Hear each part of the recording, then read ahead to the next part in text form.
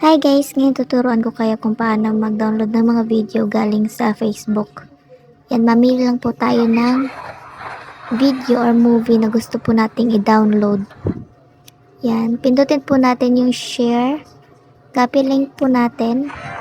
Ayan po, pag na-copy na po natin, is punta po tayo sa Google Chrome.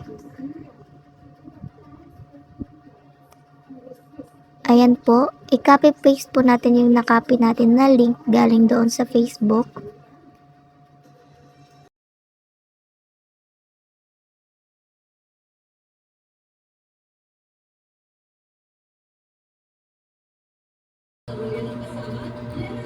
Yan, pindutin po natin yung nasa Chrome at i-edit po natin yan. Ayan po, yung parang lapis sa gilid. Punta po tayo dito sa pinakadulo, sa may M. Tabi po ng M, lagyan po natin dyan ng basic. Yan, mbasic.facebook po dapat nakalagay dyan. Yan, search po natin ulit.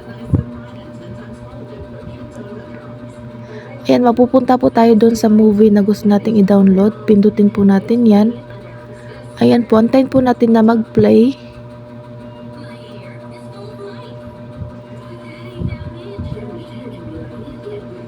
Ayan po, nakikita nyo po yung tatlong dot dyan sa gilid.